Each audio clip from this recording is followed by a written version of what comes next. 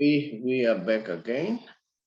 My name is the Saubrey Boyz Walefatshe from TBR Solutions sports program. We are doing the second part of the show, and then the league is going towards the end, and you know very well that during this time it's so tense. I just imagine if, as supporters, we are so tense. What about the playing staff? What about the management? What about the owners? How tense things are? Because this is a crunch time. Because at this point in time is the time whereby some teams will be relegated. We know in the local front that Mamelodi Sundowns has already been crowned as the champions, 5 years in a row. And then there's a guy who's a Mamelodi Sundowns fan, a big fan of Mamelodi Sundowns. He's got a very nice history about Mamelodi Sundowns. We are trying to see whether we can have him at some point and interview him. We interviewed him before, just to tell us, according to history, Mamelodi Sundowns have now 15 league titles. And then in their name, 15 league titles. They are so far the most successful team in this country. So that on its own, it's a big thing. It's a really big thing. And so now it's important to understand Mamelodi Sundowns. They've done very well. We know in the past, the team that used to be big is Kaizer Chiefs. And prior to that, we had your Paps United, Moroka Swallows, Orlando Pirates. And then I've always been saying, the rivalry in football, it used to be Paps Pirates, Pirates Swallows. It evolved. Pirates, Kaizer Chiefs. Now it seems as if the evolution or the times are now moving towards seeing the rivalry now between Chiefs and Mamelodi Sundowns. If you don't agree with me, you'll see it.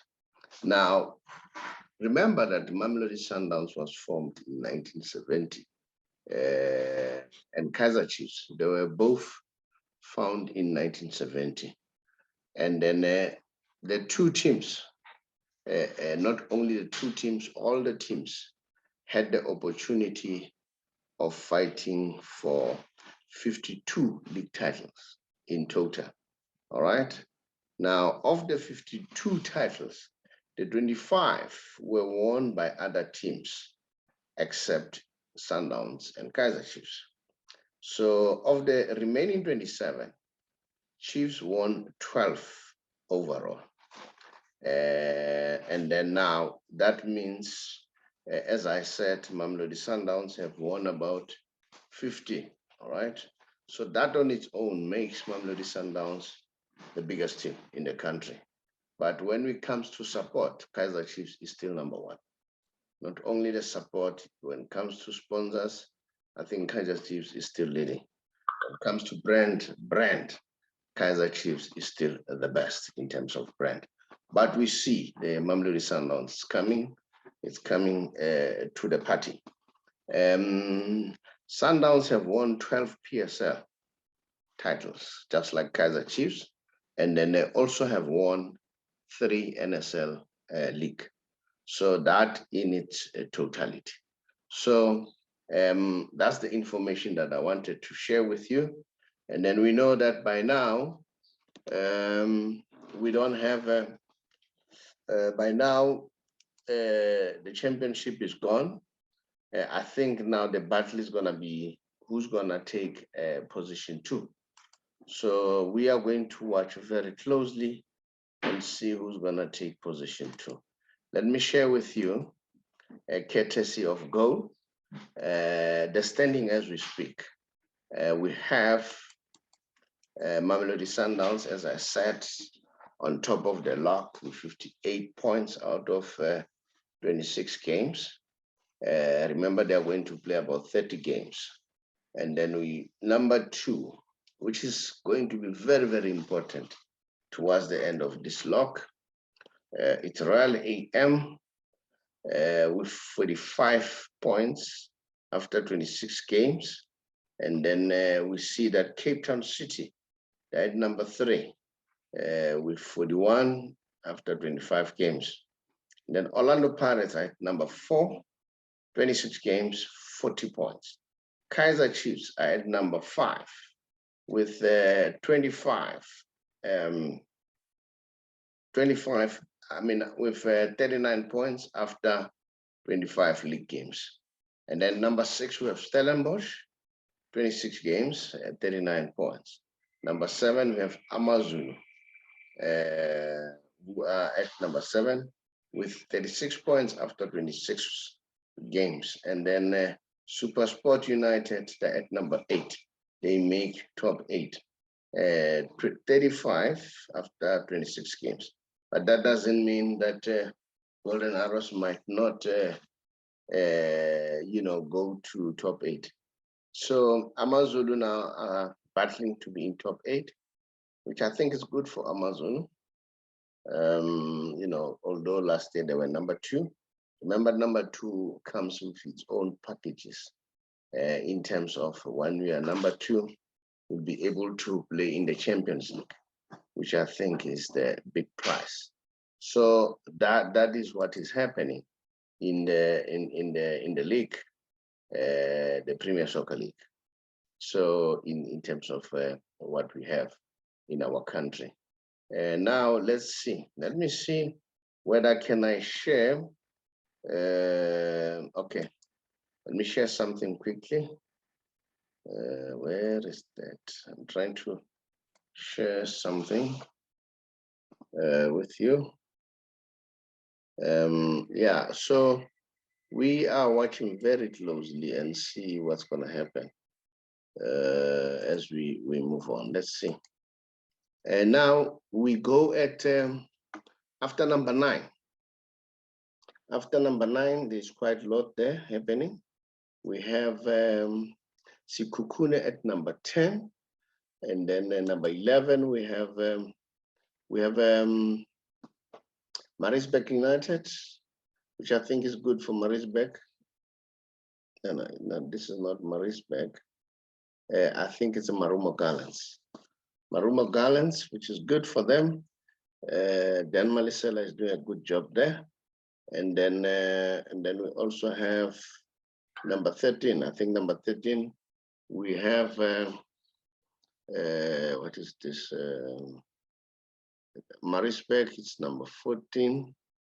And then number 15, Maritzburg is number 13. Swallows is number 14. TS Galaxy is number 15, and then number 16 is Baroka. And then this other team, I think, is Cheaper United at number 12. So yeah, we are going to see what's going to happen as we move on. Now let's try to check the fixtures. Maybe the fixtures will tell us something.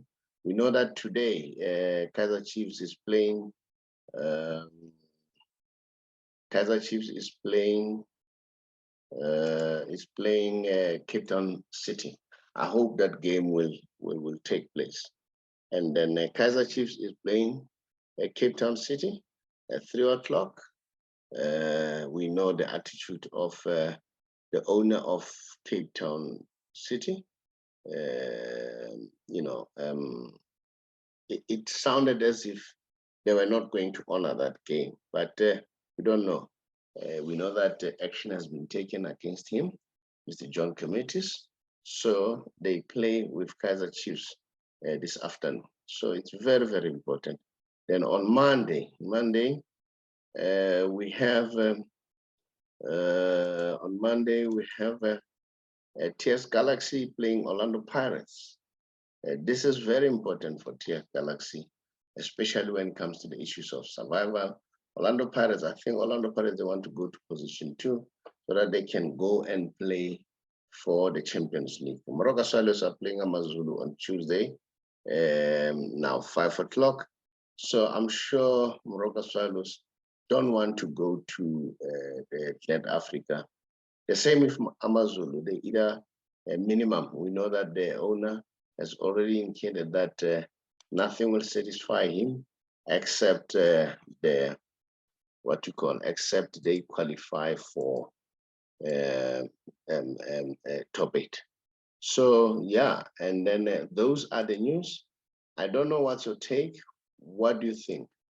Starting with the game this afternoon of Kaizer Chiefs, do you really think that Kaizer Chiefs will redeem itself today? But we'll see. You know, it's all about us watching that space and see what's happening.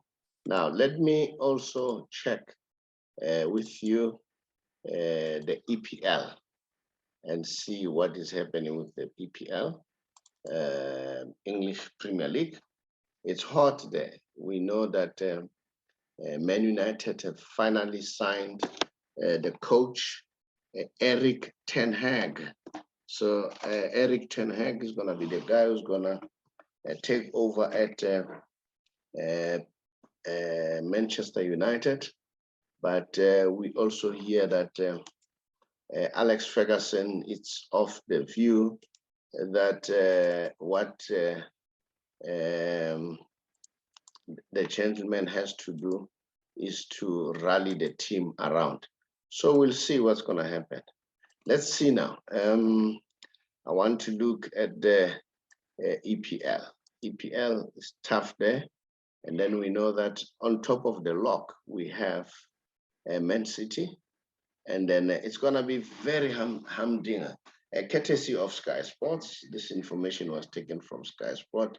And then the previous log was taken from a magazine called Gold, a local magazine here. And then number one, we have Manchester City with 80 points, 33 games. Liverpool, 1 point difference between the two. At number two with 79 points. And then after 33 games, Chelsea, 66 points. And then after 33 games, Arsenal are there at 60. 33 points. 33 after 33 games with 60 points. Tottenham Hotspur, they're not far. They can qualify. 33 with 58 points.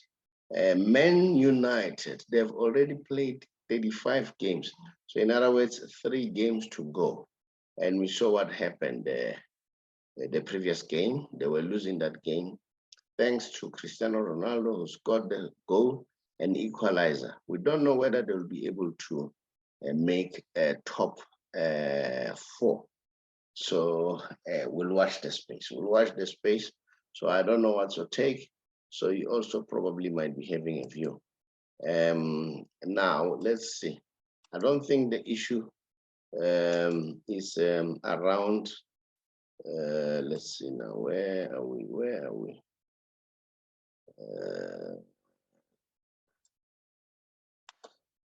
All right, we will see what's going to happen as we move on with the Champions League, and then in the Premier Soccer League. So I don't know what's your take. We hear so many news.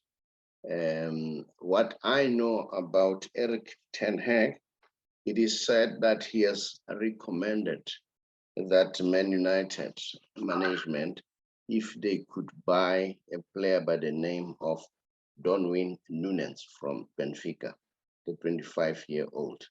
So we'll watch the space and see what's going to happen.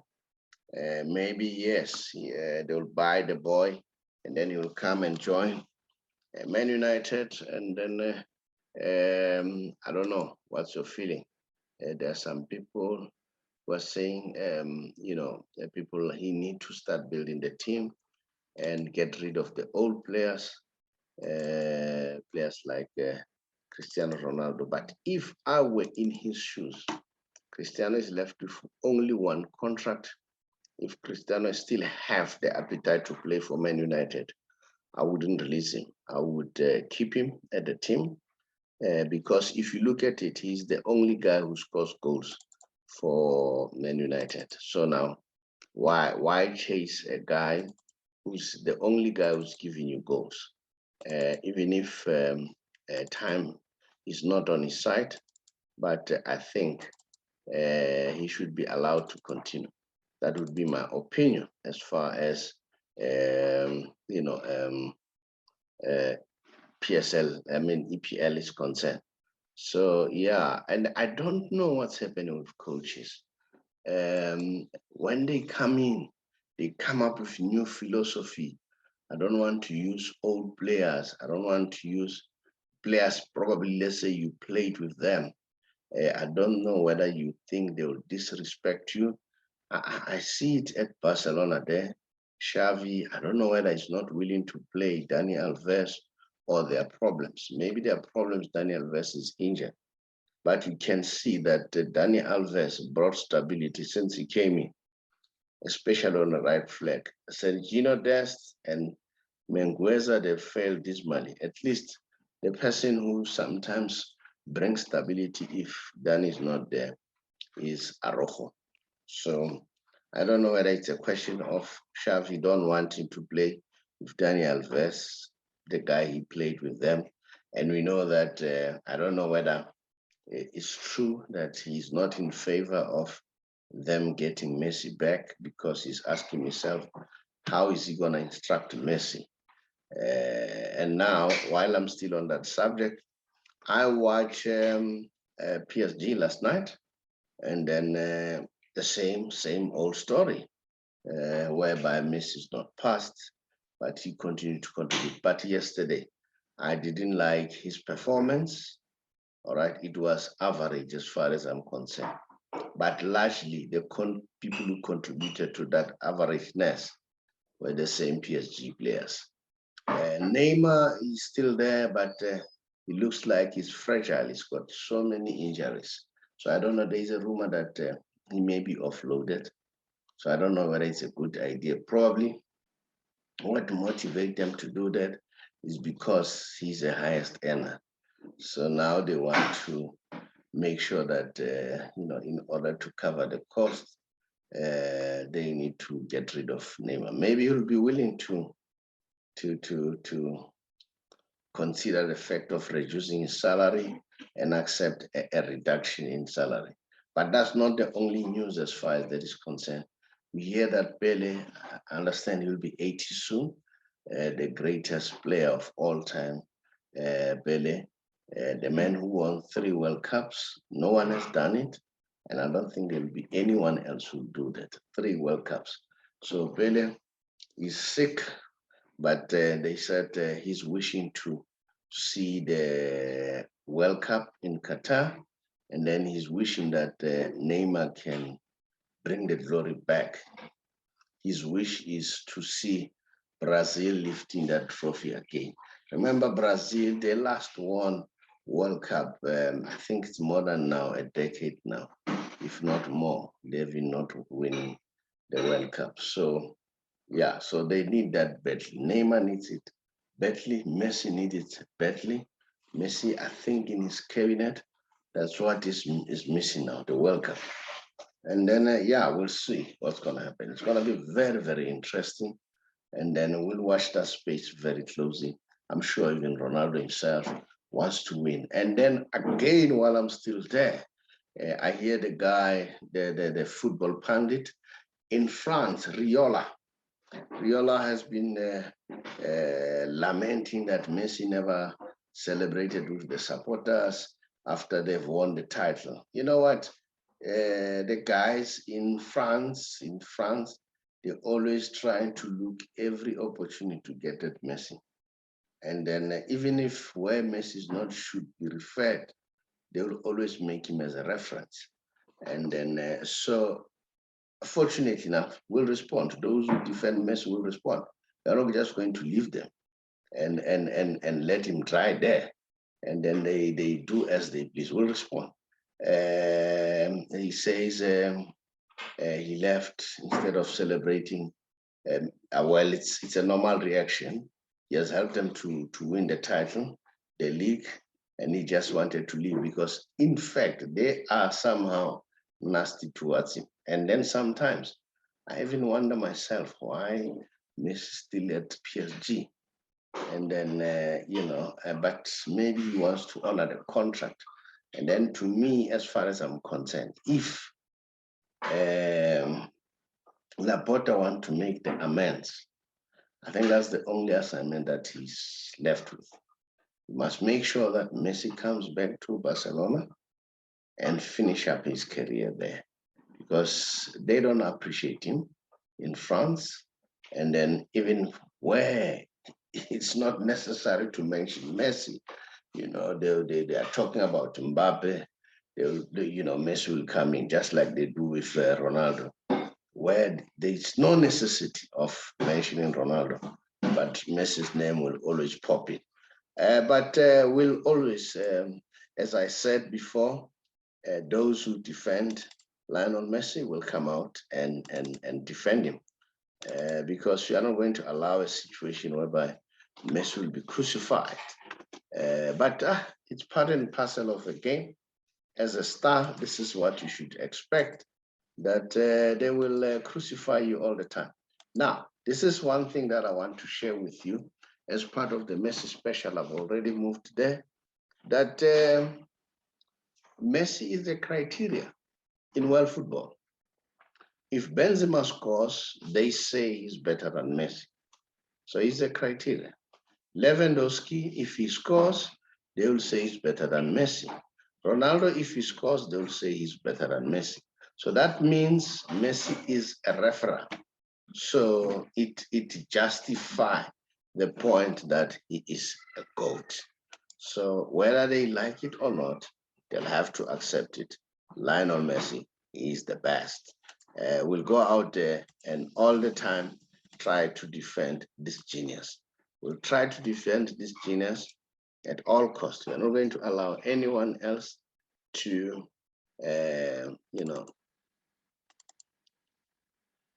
smear the name of Lionel Messi as if he's a bad player. He is not. If you can watch here, Lionel Messi is no more competing with players. I heard Arthur Melo said, Ronaldo is a good athlete, but Messi is like God has chosen him to play football. And this is it. The man is so brilliant. Look, if you don't have to compare him with players now, what you need to do, you need to compare him now with teams. No? Since Lionel Messi's debut in 2004, no club has won more trophies than him. This is it. Since 2004, when he came to the picture, there is no team that has won trophies than him. Lionel Messi is at 39 of trophies. Bayern Munich is at 37. Barcelona is at 35. PSG is at 33. Real Madrid is at 23. Chelsea is at 21. Man United is at 19. Juventus is at 19. Man City at 16. Liverpool is at 10. So this comparison of Messi with players, it doesn't exist anymore. So let's forget about it. Let's forget about it and try to honor this genius. And I'll continue to honor this genius. And then we are not going to allow people telling us that, no, he didn't do well and so on and so on. Now, this is something that I also want to share with you. It's very, very important as far as I'm concerned, because we are told that, especially the commentators in France, they keep on saying, it's not playing well. Look, according to Twitter, statistician, statesman Dave, he says, actually, and this is a season I feel that Messi is not doing well. This season is the season that I feel Messi is not doing well because of the same PSG players. That's my argument. Messi has actually been one of top players in La Liga 1. So that got us thinking, how does he compare to other superstars? currently making Europe their playground. Well, thanks to the gurus at who scored, we find that Messi is statistically the third best player in Europe this season, outranking even Mohamed Salah, who has been having a very good season. So Lionel Messi is even better than Salah. And I see here, I don't even see Ronaldo, whom we are always being told, whom we are always told that he's the best. As I say, they will always bring Messi where it is not necessary. Now let's see now. Let me show you Messi. Now, this is top 10 list below. I'm saying this is a season that Messi is not doing well, and he's not doing well because of his own making. The first person who's leading when it comes to scoring in terms of ratio or percentage is Lewandowski, 7.9, and then it's followed by Mbappe, who's baying goals week in, week out. Even last night, he scored about 2 goals, 7.92, but 7.91, whereas Lewandowski 7.93. Lionel Messi at 7.71, which is not bad, 7.7. He's there with Kylian Mbappe, and then Benzema is number 4, 7. It's also at 7. Mohamed Salah 7. Joshua Kimmich 7. This is very impressive. Joshua Kimmich is very impressive. A guy from a defensive position. And then Christopher Nkunku. I saw this boy. He's a brilliant player. He is a brilliant player, Christopher Nkunku. Ousmane Dembele, who never played too many games, but he's doing well. And then Neymar at 7.5. And then I don't see Ronaldo there. Oh, let's see. No, I don't see Ronaldo there. So those are some of the issues that I want to take it up and keep on reminding you. I know Shakes doesn't like me when I compare him with Ronaldo, but I'll keep on doing it because they do it too. So if they do it, then why can't we do it? We'll come and defend Lionel Messi at all times. Now, let's see. This is the last part that I want to share with you pertaining to Lionel Messi. This is a genius as far as I'm concerned. Then you'll tell me what's your take. Now, look at this. In different ages,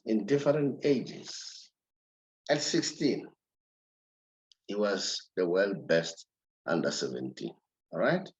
At 17 years, the world best player under 17. At 18 years, the world best player under 20. At 19, the world best player under 20. At 19 again, he got the golden ball or golden ball. I think it has to do with golden ball in the World Cup, the golden ball. At 20, world youngest best player, was the world youngest player. At 21, he got the Ballon d'Or. At 22, another Ballon d'Or. At 23, another Ballon d'Or. At 24, another Ballon d'Or. This is crazy, man.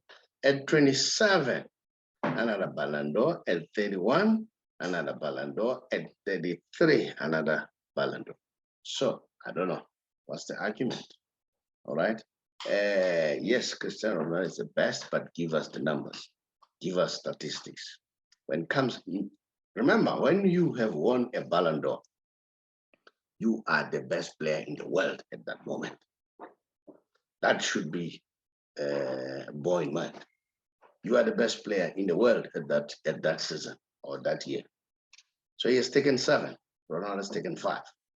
So 7 times better than Ronaldo, or 2 times ahead of Ronaldo. And then if you score more goals than all the players in Europe, you get the golden boot. All right. He has taken it 6 times, Ronaldo 4 times. So I don't know what other criteria people are using. And then a player who wins the player of the match, he beats all 21 players in the game on that day. And let's just go to statistics and see how many player of the match Messi has won and bring Ronaldo. Now, this argument of saying Ronaldo is the best or Benzema is the best, I'm happy that Benzema acknowledges that, all right? Just that Ronaldo doesn't want to acknowledge it because people keep on telling him that he's the best. He is not. Telling you now, Messi is the best. So I'm giving you arguments, what makes me think that Messi is the best. Now, not only that, they played in La Liga together. And if you are the best player in La Liga, has scored more goals, you win Pichichi. Messi has won eight. Ronaldo has won 3. Now, why is this argument of Messi and Ronaldo? There is no Messi and Ronaldo. There is Ronaldo, the best player in the world. Messi is an alien. Messi doesn't compete with anybody. He's the best among the rest. I thank you. That was the show for this afternoon. Looking forward to Kaiser Chiefs and Cape Town City. Unfortunately, not all of us can go there. Our production house or our company, TBR Solution Sports Program, will be represented by Tsepang and Molefe. Both are the guys who are going to the game, and then so that they can watch the game and bring us the news. Thank you very much. See you till we meet next time. I thank you. Hi, everybody. My name is the Saubrey Boyz Walefatshe from the Big R or TBR Solution. One of the companies owned by TBR Solution is the Big R Financial Services, an authorized financial service provider. I'm sure you have noticed that the past few months or so, we've seen a lot of deaths, and those deaths are attributed to mental illness. Mental illness can be caused by anything, can be caused by stress, depression, and stress and depression can be caused by a number of things. Lack of finances, or financial problem, or social problem, or marital problem. So they cause all those problems. We in the financial sector, we see it almost now and again because we work with various organizations like GPF, Independent Fund Organization. But while I'm still there, let me stress, we don't have a formal relationship with GPF, but we work with them because most of our people are from there. Now, working with those people, you know very well that people who are working for the government, they're expected to retire at the age of 60 and above, right? If you retire earlier than that, then you are being penalized by GPF. And sometimes people say, no, I need money. So what do? They resign. They say, no, let the money go to my bank account. Once you do that, you are tax heavy. So you need to bear that in mind, okay? But now, let's say for argument's sake, you are 55 as we speak and above, and you are contemplating of either resigning or going on pension in the next 3 months or so, just drop us a WhatsApp so that we help you to expedite for your payment. Because according to the GPF rules and pension fund law, once a client or a member receive an SMS that they've received your forms, that means they have 60 days to complete the process. And mind you, the 60 days is a maximum. It doesn't mean it has to take 60 days. It's a maximum. Now, sometimes we see people, they don't get their money for 2 to 3, 4, 5 months, 6 months, even more, or a year or so. And then there, the problem could emanate either from the GPF side, employer side, a member himself. So what do? We try to expedite that process by making sure that we understand the workings of GPF. If it's a member, we help him to do the right thing. The same with GPF, the same with employer organization. Now, remember, as I have already said, that with GPF, it's 60 and above. Now, and then we say if you're 55 or more, you can contact us. And another good element is this, with the fund that we are working with.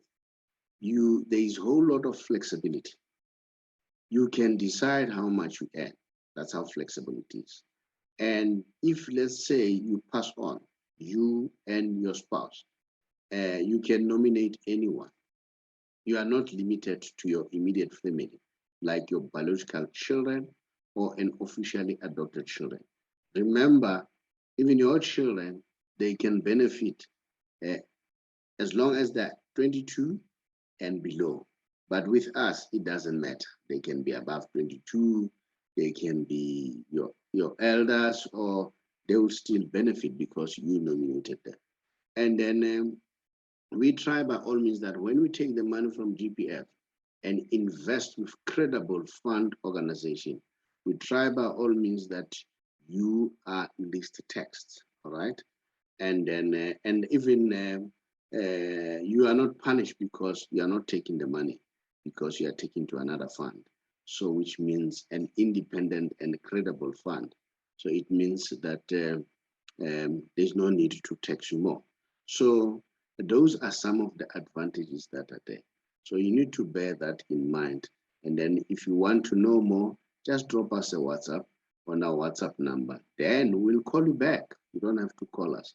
We'll call you back and see how can we expedite it. I thank you.